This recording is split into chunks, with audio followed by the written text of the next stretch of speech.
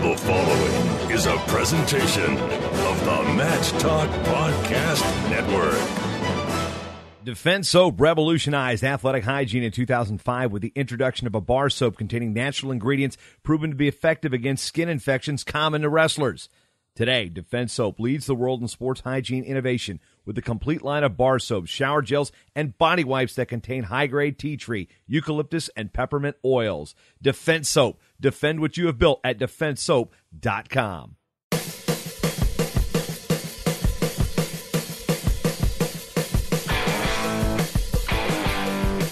Hello, wrestling fans. It's time for the World Wrestling Resource Podcast. The World Wrestling Resource was made that you as a wrestler, parent, coach, or fan can have access to all the resources of the very best in the world of wrestling. I'm three-time wrestling writer and broadcaster of the year, Jason Bryant, and I want you to join me, along with John McGovern and world champions Terry Brands and Dennis Hall, as we talk training tips, topical discussion, mental preparation, and more on the World Wrestling Resource Podcast. World Wrestling Resource is sponsored by Defense Soap. Find World Wrestling Resource on Facebook at facebook.com/World Wrestling Resource and follow us on Twitter at WWRESO. And, of course, on the web at worldwrestlingresource.com. Now on to the show as we join John McGovern, Terry Brands, and Dennis Hall. World Wrestling Resource on location in Xi'an, China for the 2019 Asian Wrestling Championships with Domenic Abounader, All-American from the University of Michigan, proud Ohio native, Cleveland specifically, and, well, basically Cleveland. Yeah. And Team Lebanon here at the Asian Championship. What's up, man? Good. Everything's been good. How you doing?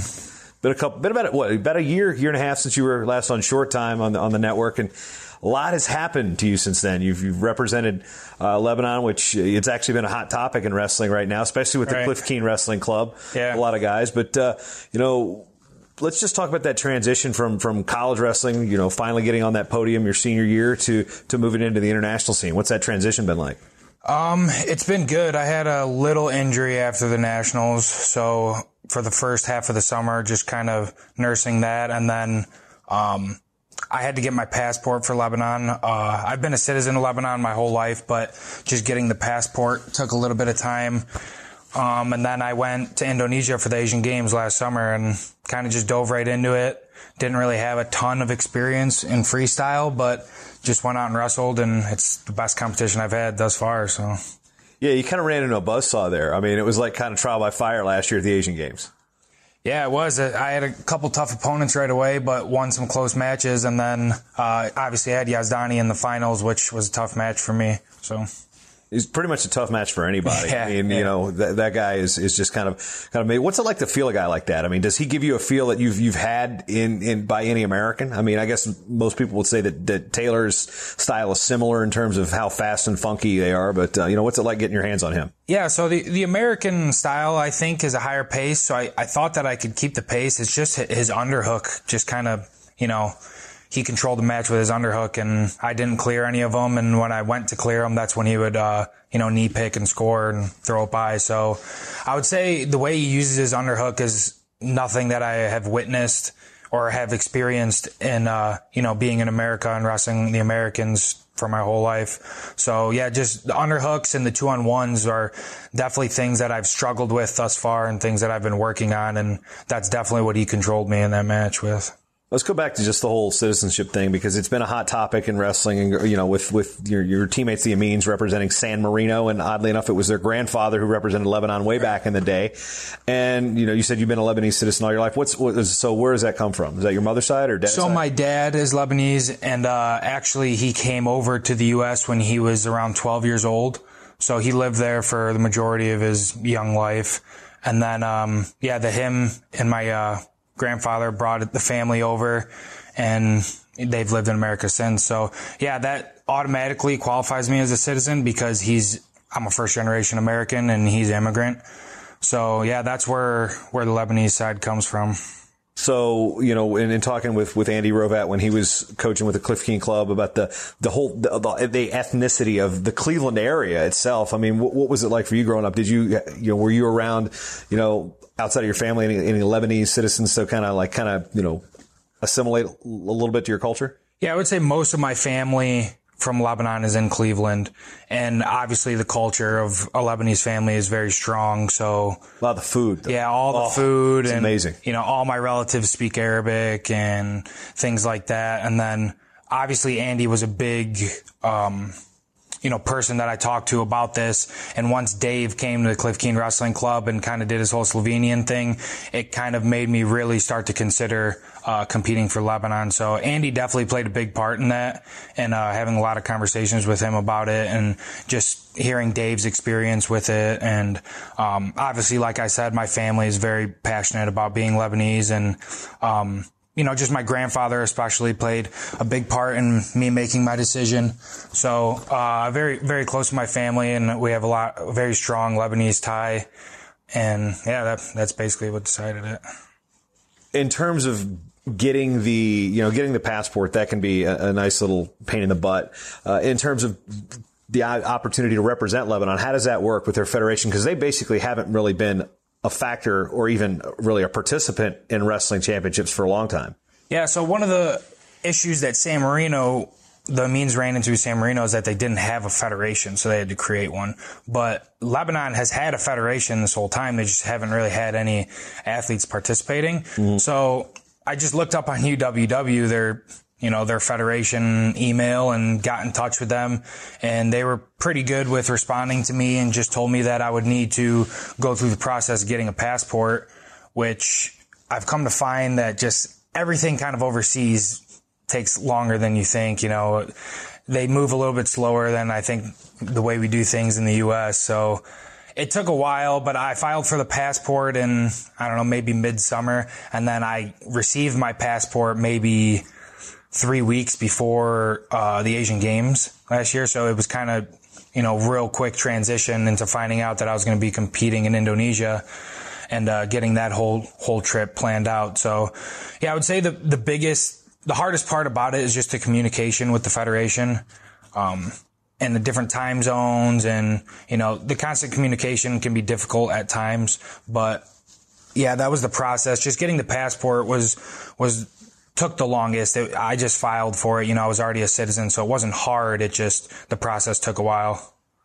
Yeah, in just getting the visa to come over here from the United States, it was like I sent in the paperwork and it had to go to Chicago to the consulate. And then I got a call on Tuesday of last week or 2 weeks ago. It might have been last week. Hey, you're a journalist, so you need to do this interview. And it's like Tuesday, and they got that snowstorm coming. So right. I'm like, okay, I wake up Wednesday morning, fly to Chicago, meet with the consulate. Paperwork from the Chinese Federation isn't good enough. I had to give him everything I could, go back, beat the snow. It was just and that's one thing. It's funny you bring up the trying to get a passport, because not trying to make this political at all, but when a certain individual was elected, I sat there, and my mom was born in Germany. I was first generation born here, but my grandfather was American GI. So based on, so I could not qualify for a German passport, because I was thinking, okay, I get an EU passport. It's easier for me to travel than, because if you're, now I'm just curious what it's like traveling first of all, how many times had you traveled internationally with an American passport prior? Not very many times. Right. So I've just been overseas a handful of times before that. So the curiosity is, do you think it's easier to travel with a Lebanese passport than an American passport? It's, you kind of, it depends on where you go, right? Right. It definitely depends on where you go. And like you said, the visa process was kind of a pain to go through. And we thought we gave them everything we needed. Then they contacted us back saying you need a different invitation that has your names on it. And what is your purpose? Yeah, exactly. Mine said television commentator. That's what you do. That's not what your purpose is. I go, that's what I'm here doing. Right. Yeah. So I usually travel with my American passport now, even for the foreign trips. I think that having a Lebanese passport also can be helpful at times. Yeah, it depends on which part of the world you're traveling in. Now, when it comes to representing the country, was it just like, okay, you're the guy? Was there national championships? In some places, Xi'an, he's actually got to win his spot in Serbia. It's not just like his. Right, yeah. So Lebanon doesn't really have any other really high-level wrestlers. They have like a Marine team, and then they have kind of college competitions, and that's about it. So I didn't have to qualify to be their representative. But what I did have to do is they didn't really know who I was. So I had to send them like highlight tapes so that they could review them and see that I was good enough to compete on, international level. So I kind of had to almost like apply for the job, but I didn't have to wrestle in a nationals tournament or something like that. So what was interesting is you wrestled in the Asian Games, which technically wasn't actually a qualifier for the World Championship. So there was a possibility. I mean, you had to get a waiver or something like that? Yeah, I had to petition in. And my reasoning was because I was competing at the NCAAs, because Asian Championships was in February last year. So I wouldn't have been able to go even if A trip to Kyrgyzstan from Ann Arbor, no problem. Yeah. So I wouldn't have been able to go regardless. But yeah, I petitioned in and they allowed it. So. And the Asian Games is a big deal for those who are, kind of trying to understand. We wrap our minds around the Olympics every 4 years, and the Pan American Games, which even to wrestling people isn't really a huge deal because, it's an Olympic style event every 4 years. The year before, like this year, there will be a Pan American Games, but it's in other sports, it's a big deal. In Asia, it's a big deal. What was the eye opener for you going down to Indonesia, not a wrestling country at all, and seeing the Olympic style atmosphere? Right. So I didn't know what to expect really. So this was a very interesting trip because none of the Cliff King coaches could really come with me on the trip because it happened so fast. And so my dad decided that he would come with me. So the really hard part was that in a games atmosphere, there's an Olympic village. So you have to have passes and all these credentials to get in the Olympic village. So I had no idea even what to expect. So when I got there, they brought me to the Olympic village. They brought a Lebanese coach. His name was Halil. It was the first time I met him, and he coached me there. And how good was his English? It was okay, actually. Okay. It wasn't bad. So how good was his wrestling? His wrestling's okay. He knows what he's talking about, but he obviously doesn't know me, so it was a little weird, a little different, but he was a cool guy. So we got along well. And, I had to go through all these different, I had to file for my dad to be able to visit the Olympic Village, and I had to refile it every single day so that he could come in every single day. I'm like, you guys have the same thing that I did yesterday, but that's what they call protocol. Yeah, exactly. So it was kind of a headache, but I was thankful that, my dad made the trip because it made things a lot easier. It was my first international trip and I was going to have to do it alone. So, I didn't know what to expect with the games, but it was really cool because I got to meet some other people from Lebanon. They had other sports there, and a couple of them were also American. Mm-hmm. A couple of the fencers, especially, were from America. So where's the fencing hotbed? They, where would the Lebanese fencers train? Well, it was the women's fencing, and there was one girl from Ohio State. There was a girl. I'm sure you enjoyed that. That's yeah.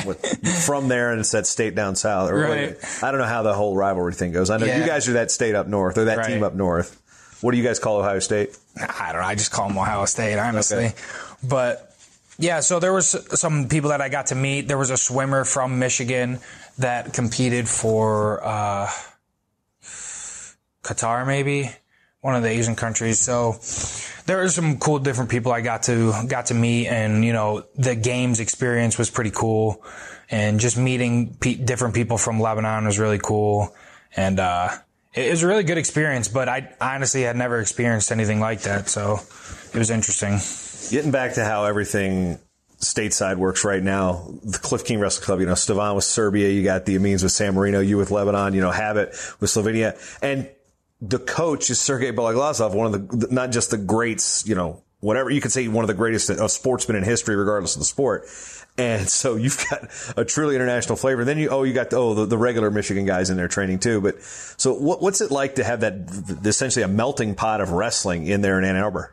So this time of year, it's a little difficult because you have Asian championships, the European championships, and the U.S. Open.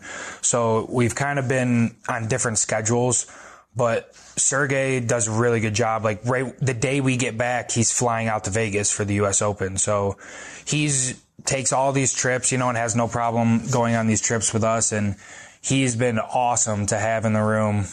He's definitely changed the way I wrestle, and I think made me a lot more exciting. Things that I would have never really done in the past, like a lot of these different throws and arm spins and things that I never really did growing up.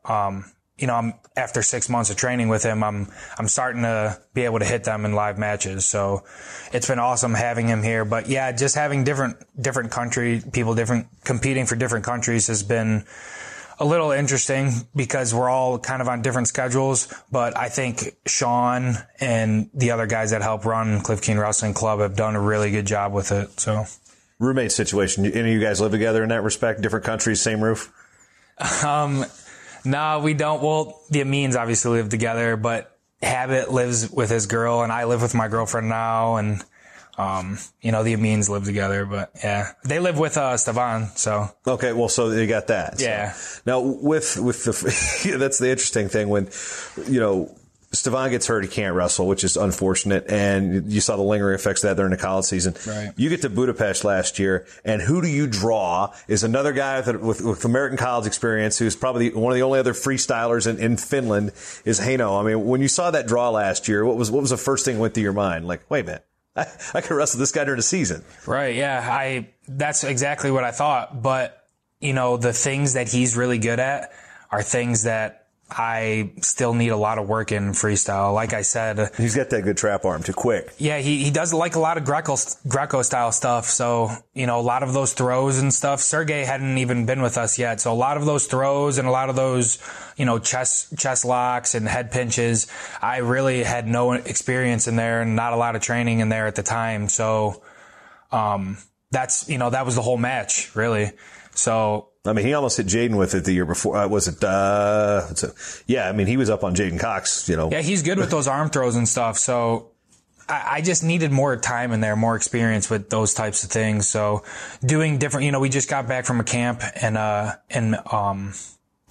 Belarus, which was really good. So being able to wrestle some of these different foreigners and having Sergei in the room, I think has given me a lot more insight on how to wrestle in those positions. Now, getting to, I guess, kind of maybe the controversial aspect of it is you grew up in Ohio and, basically been an American your entire life. I mean, you're proud of your heritage and representing another country. Some people are looking at it as it's the easy way to get to the World Championships. It's the easy way to try to get to the Olympics. What's your opinion on that? And why did you ultimately, you touched on it before, but why did you really decide to make that choice to say, I'm going to go through Lebanon here?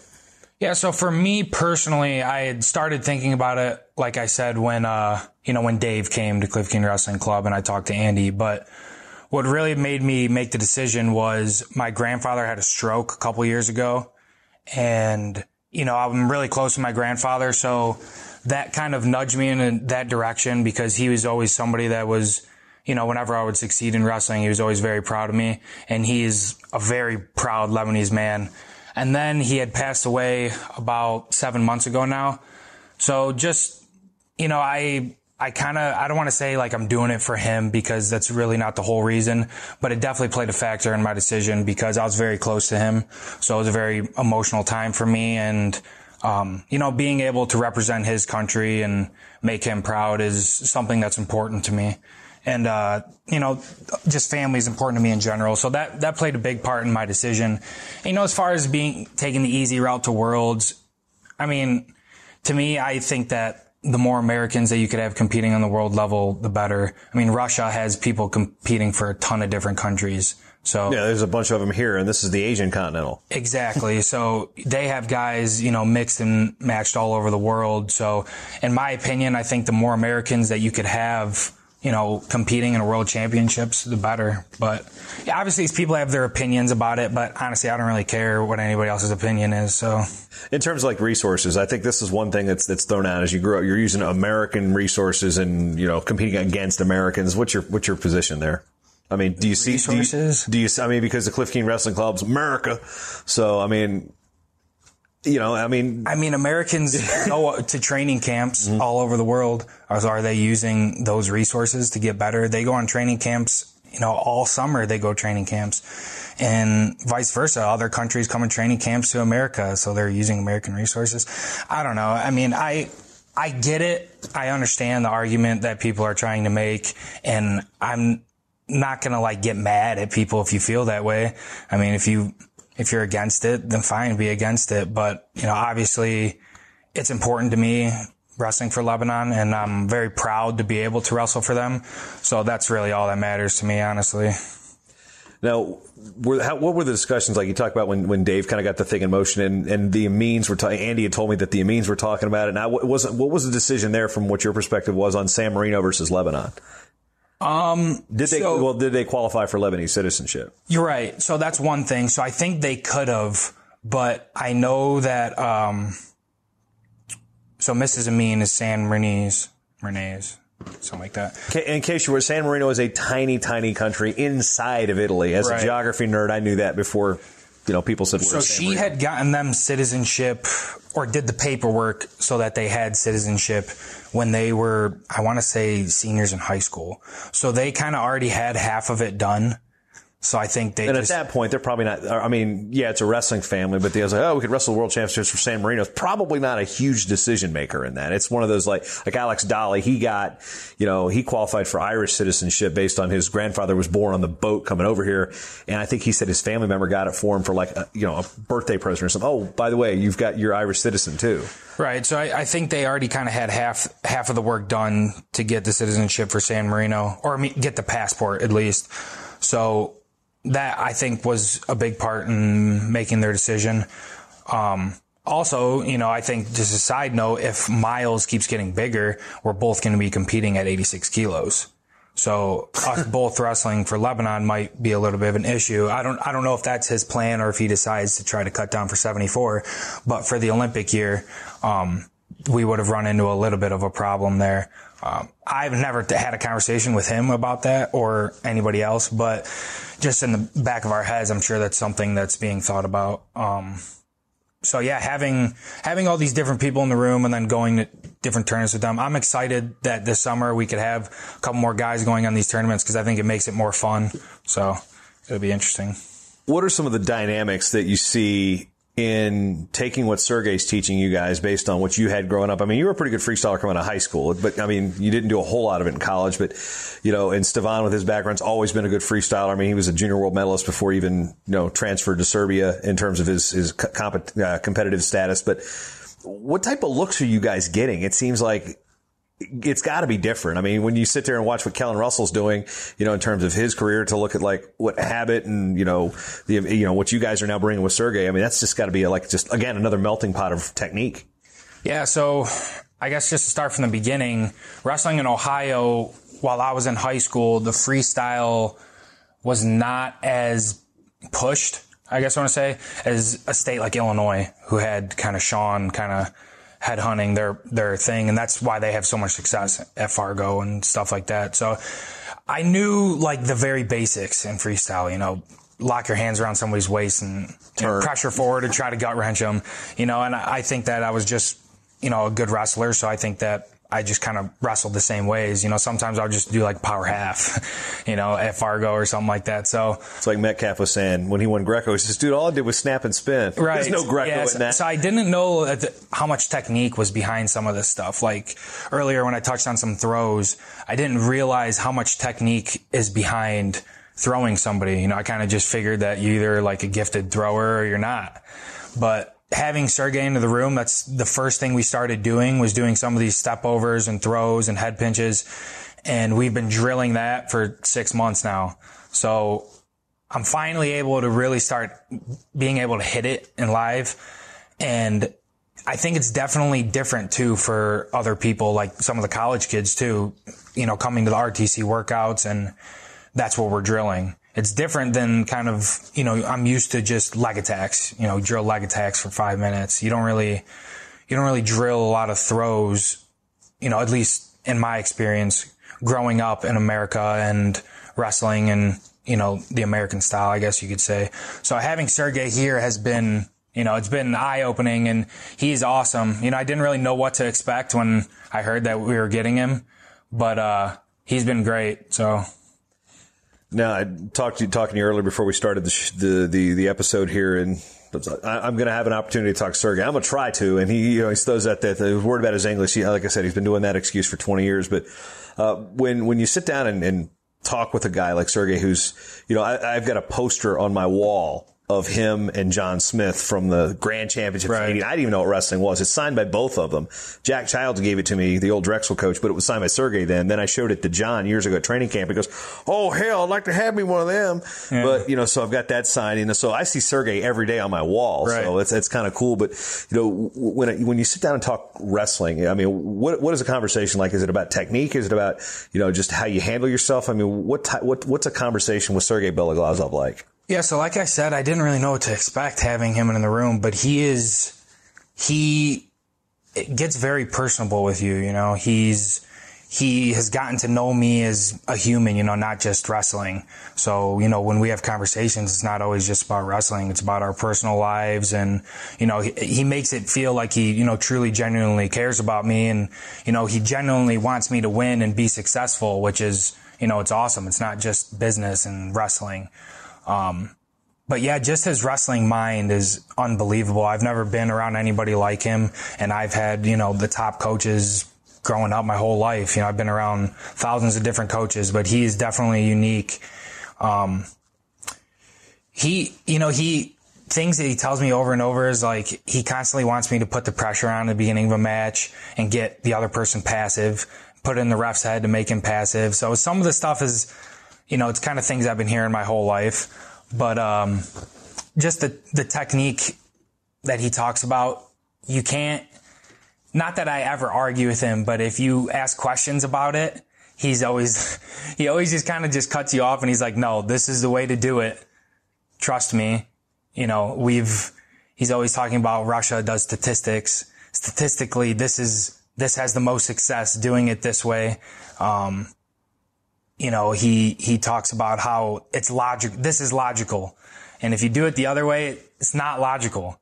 This is taking a risk, so he has this very set ways in his technique. This is the way to do it. And there's no other way to do it, and it works. I mean, I can't say it doesn't work, and the success that he had with some of this stuff, he constantly is coming into the room and pulling up his phone and showing me a video of him doing exactly what we did in practice the day before.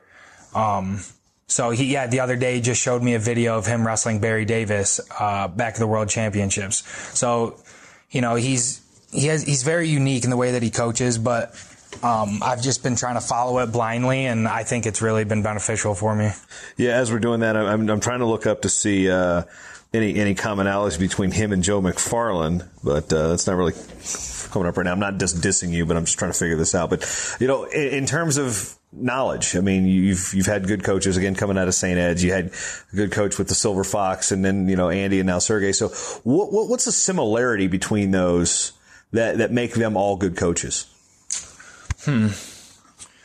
Similarities. I would say that, I think that, for me coming out of high school, and one thing I've noticed, like I said earlier with Sergei, is all the coaches that I've had I've been very close with, and I don't really hear about that all over the country. I've heard some different stories from different people. And I think that all the coaches that I've had not only care about me as a wrestler, but care about me as a person. And that's definitely something that I had with, someone like Joe, especially. He's not somebody that just cared about my wrestling career. He was somebody that cared about me and who I was becoming as a man. So I think that all my coaches have been able to do that. And even when I was younger, my dad was my coach. So all my coaches have kind of played a part in my life, not just wrestling. You kept the streak alive with St. Ed's back in college, and that streak kind of came to an end this year. What did it getting away from freestyle and talking about, coming through Michigan, coming through St. Ed's, what did that mean to you to continue that streak and say, all right, what, St. Ed still has this streak of college All-Americans alive? I would say it meant a lot just because of who else is on that list. To have my name put up with all those guys is an honor, because those are the people that I looked up to growing up. So those are all the guys that I watched when I was a kid. And, then to be able to do the things that they did I thought that was the coolest part, and having some of them reach out to me was awesome. So how hard was it to see the streak end this year? It was tough. But we were digging through every division. We were trying to find somebody, because it wasn't just Division One. Because that streak, there's a Division One streak, and then there's an all college streak. Because I think it was Mike Mason from Ashland was the non D1. I think it was 90 in that 90 range. Yeah. There was 1 year or a couple years, I think. But yeah, I kind of was thinking that it might, but we had a couple chances with guys, LJ Bentley and Hunter Ladnier and a couple different guys we had in college still. But, obviously it didn't happen. But, nobody's mad at anybody. It just, it is what it is. It's such a cool streak. It was cool. And, for me to be the last person, it's also, it's kind of cool. I mean, there was that pressure there. I mean, some people would think, that's okay. There was Dean, but when let's go back to that year. I mean, we talked about it a little bit when you were on Short Time, but what was the timing? I can't quite remember. It would have been you were coming through the blood round, right? So he would have had to been eliminated before you took to the mat, right? Dean, well, I made the semi. That's right. I was just trying to figure it out. So you'd already placed, so that was in. And then did you watch him at all? Coming through? Yeah, I mean, that's something that I've always had to deal with. Kind of is that I used to get more nervous for my teammates wrestling than myself. So even in college, a lot of these kids that I'm really good friends with, Ty Walls and Marcus Scheidel and Mark Martin and all these guys, there's a name I haven't heard in a while. Right. All these guys I would, always watch, and watching Dean wrestle back.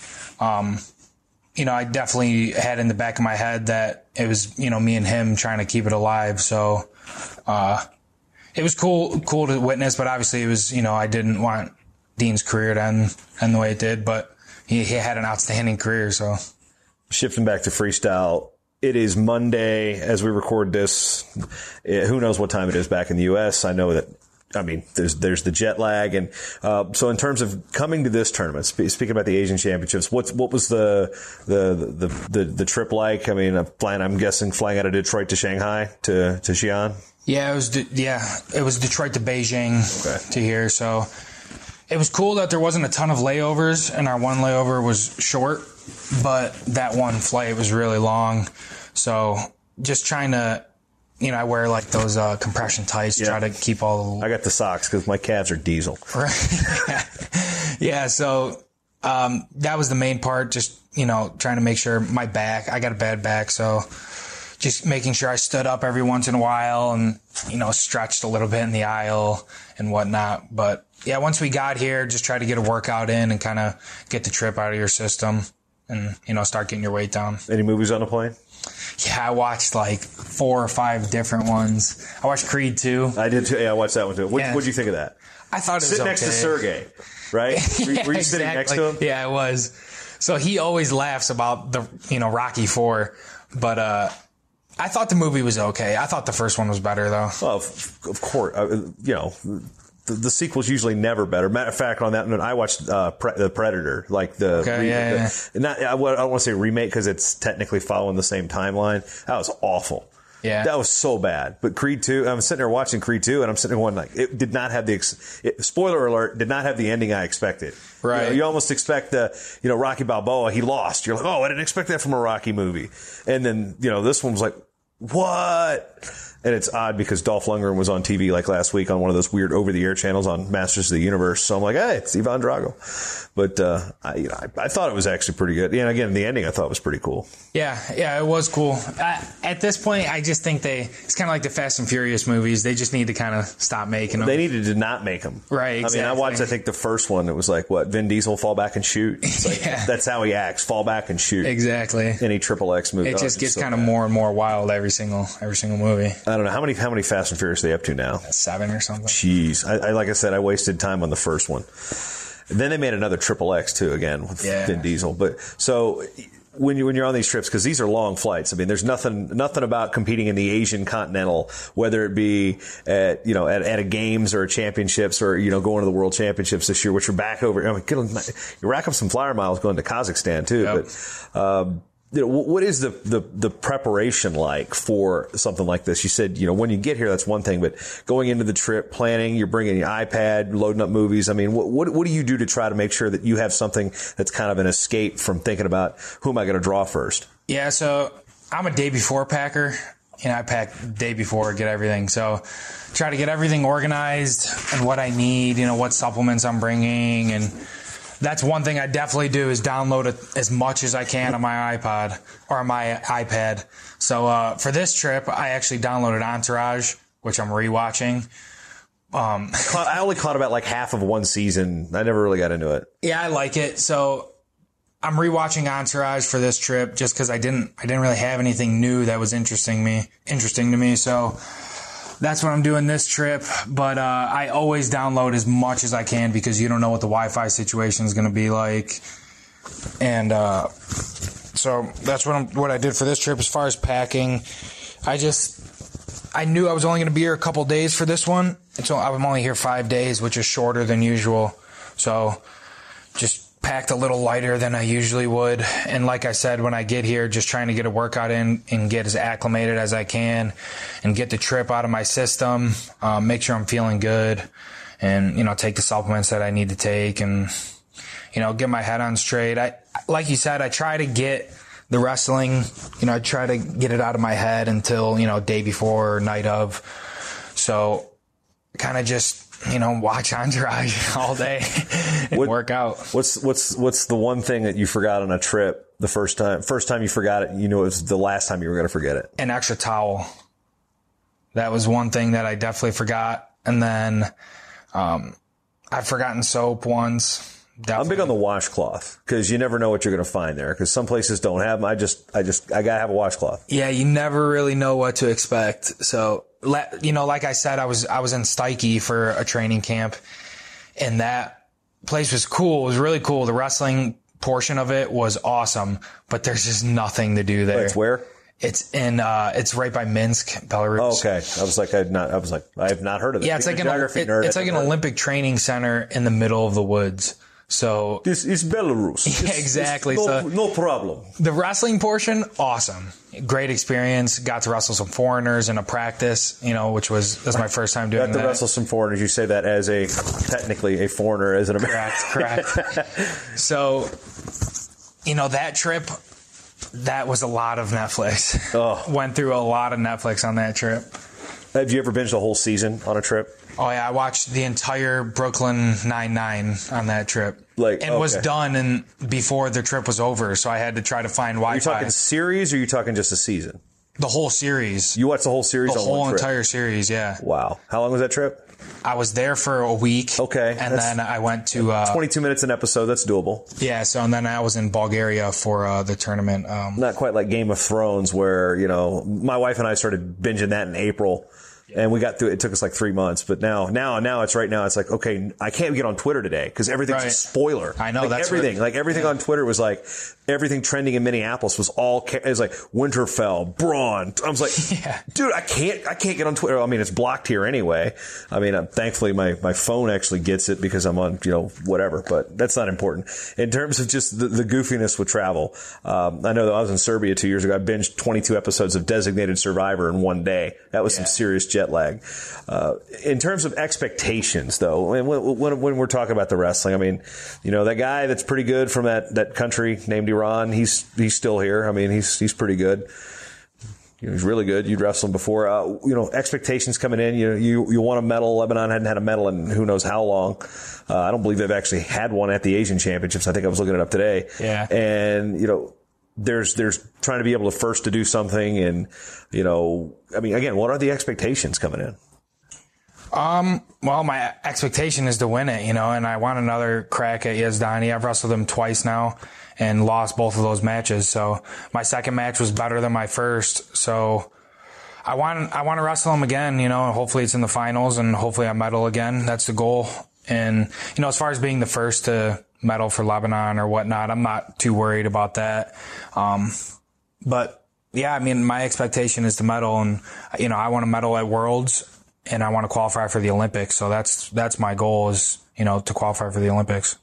And in the situation the way it is, sometimes you can qualify the country. Sometimes they'll give countries, I can't remember the actual name of it, tripartite, I think is the name of it. But the opportunities to compete for Lebanon again, the IOC likes looking at countries that haven't had representation in either a long time. Or they like Aznaj Castelli. He was a representative for Haiti at the Olympics in Rio. Was the first one ever. So is that in the back of your mind at all? Like even if things don't go well, or you haven't qualified it on your own merit, you might get an opportunity still. Yeah, so I guess that's kind of like what happened last year for the Worlds. Is I had to petition in, and people told me that they want as many countries competing in the World Championships as possible, so they'll probably pass you. But I want to do it the right way, and I want to medal at Worlds. You're not there to be. You're not there to be a tourist. No, I'm not. And if I'm qualified for the Olympics, I'm not there to qualify for the Olympics. I'm there to win an Olympic medal. That's why I'm doing this. I'm not just doing this for fun.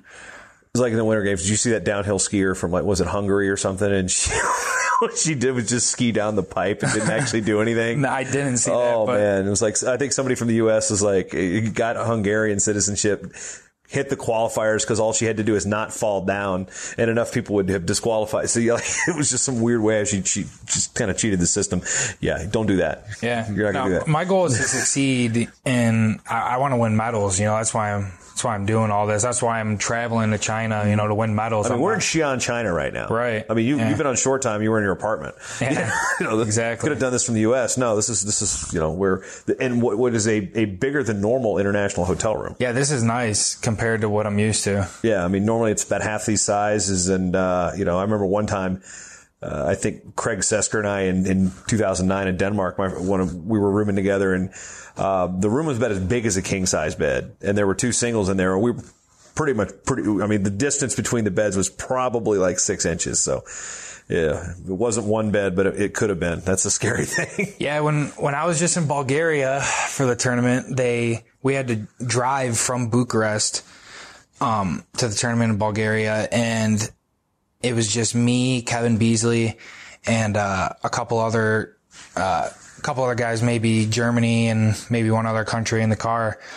And we got there, and they knew what hotels we were going to, so they kind of there was maybe 9 or 10 different hotels that were accommodating, the wrestlers. So they're dropping us off one by one, and they drop off Kevin at the U.S. hotel, and it's this really nice hotel, I was like, dang, this is nice.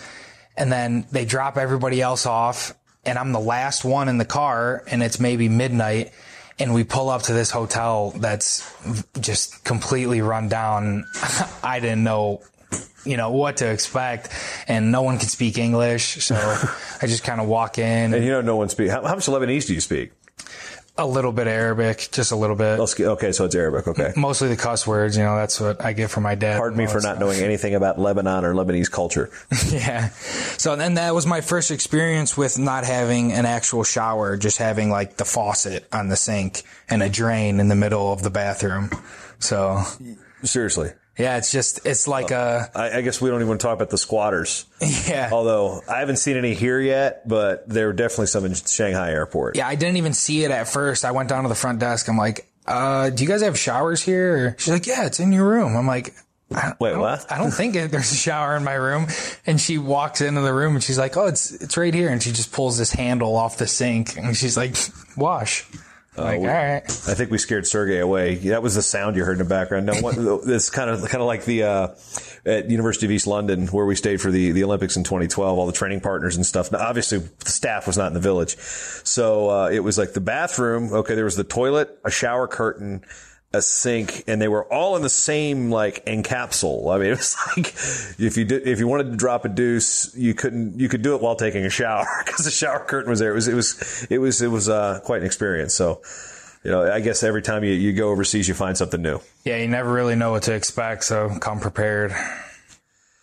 In terms of the trip so far, what's next for you? Once you get done, win, lose or draw, although, technically it's criteria. What are you looking for as soon as this tournament's over? What's the training schedule like? What's the plan? So my plan is we leave the very next day after I compete. So like I said, this is the shortest trip I've been on. It's a short one. So we'll be leaving on Thursday, the day after I compete, and go back, and then Sergei will be flying out to Vegas to coach up some of those U.S. guys that are in our club. And I'll probably have maybe a week off, But I'll be back in there. Sergei's not really big on time off. He thinks that you should at least be in there doing some technique, which is fine. It's not too demanding on your body. You'll just go in and he'll make the practice, a little less demanding on your body. So after about a week, I'll be back in there doing some technique. But I probably won't compete again until maybe August. So I'll have a little bit of a break, my biggest break so far, but we'll be training, and I think we're going to do another training camp in Steike at some point. So, and in terms of day-to-day life, a lot of questions about what people do when they're part of a training center and whatnot. Work, putting degree to use, coaching. What are you doing when you're not wrestling? So obviously I try to do as many camps and practices as I can on the side, but I try to stay as busy as possible, different hobbies, but honestly, I do have a lot of free time. So it's difficult to get a job because you have practice and competitions, so you never really know when you're going to be gone or can show up. So a normal job is kind of hard to get, but yeah, I have a lot of free time. I'm trying to learn how to play the guitar. I'm trying to speak fluent Arabic, so I'm trying to find different things. I haven't actually ordered like a Rosetta Stone or anything, but my dad speaks fluent Arabic, so you'd think that he would have taught me. Yeah, that whole immersion thing. Yeah, well, I've got Rosetta Stone volumes 1 through 5 for Russian. I've made it through lesson 1, section 1. Yeah, so I just have to commit to doing that because I'm not really big on like reading. I didn't always love the study, so. Putting the student athlete right there. Yeah, I'm more of a podcast guy. Then now you're making your second appearance on this one. So yeah. Okay, well, let's keep with that. What's your favorite? What podcast? What's on your phone right now as far as your podcast goes? Joe Rogan. Do you listen to them all, or do you just pick and choose? I pick and choose. Joe Rogan. Because when Alex Jones comes on, I am not that guy's a whack job. But sometimes I'll listen to I was like, what is this guy going to say next? Holy crap, he said that. Joe's good with that. Those type of guests. Yeah, so I like to listen to some. I just like it because I feel like I'm learning when I'm listening to it. And like I said, I'm not like a huge just sit down and read guy. So I feel like I'm learning. And as I get older, I'm like genuinely enjoying to learn different things. So all the MMA ones I'll watch, just hearing how the different guys handle nutrition and their training schedule is always, very informative and helps me. So I like to listen to all the MMA ones. But when he has different guests on, I just kind of pick and choose. I listen to Part of My Take every now and again. It's kind of amusing. Yeah, but I'm not a huge they're hit or miss kind of. So, yeah, those are Joe Rogan's definitely more. But I like Ben Shapiro a little bit here and there. Anything as far as the entertainment realm that people might look at you and be like, wait, what? You listen to that? Nah. Those are just those 3 I usually stick to. So 3. They're hard. I've got like 100 and something, but yeah. Yeah, they're hard to get through, so I'll usually start it in the morning. I'll walk my dog and throw it on. So I'm big into some of the pro wrestling ones, because I grew up watching the fake stuff. I don't want to. Sorry, Jerry Briscoe.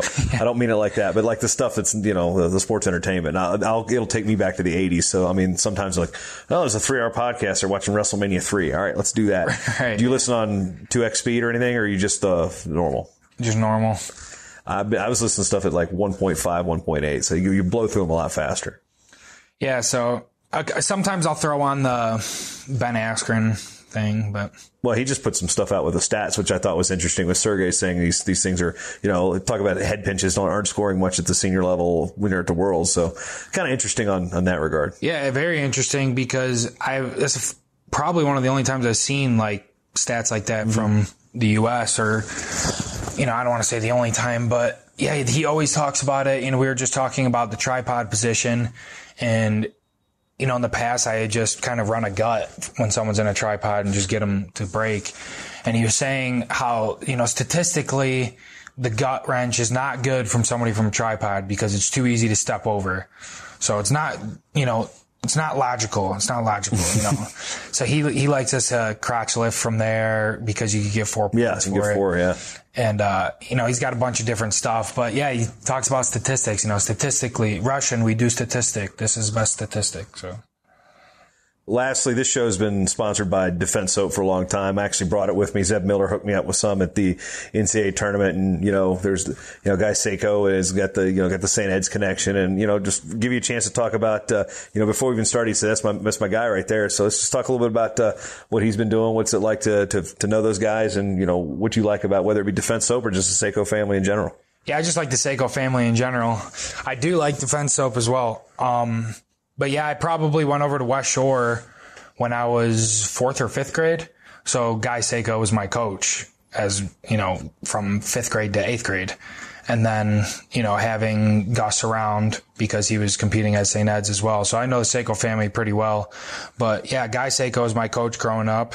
And, he doesn't get enough credit for the St. Edward program because West Shore has been a feeder program for St. Ed's for years and years.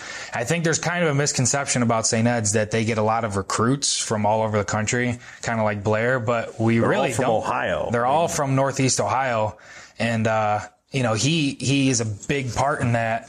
And you don't really hear his name a lot for it, but, he run the West Shore program since I could remember. So, all those guys were in West Shore, the Palmers and, a lot of those big name guys. Was the Bear in the club too? The Bear. The Palmers Bear? No, I don't think so. No, but that's a bad joke. I might cut that out of the show. I might just leave it too because Dwayne might laugh at that one. Yeah. He might not laugh at it. You never know. He's a wild man. Yeah. Domenic Abounader, or as the credential says, Abounader. Yeah. Out there we've got the credentials going on. It's good to see you out here, man. I look forward to seeing you out, and hopefully I'll be able to call you on TV in the finals there when you get there on Wednesday night. Yeah, it's good to see a friendly face out here, so thanks for having me on. And somebody that speaks English. Yeah, exactly. I don't speak any Arabic, and I speak even less Chinese. Subscribe to the World Wrestling Resource Podcast by going to WWRpodcast.com and check it out on Apple Podcasts, Stitcher, Spreaker, or wherever you find your podcasts. World Wrestling Resource at worldwrestlingresource.com.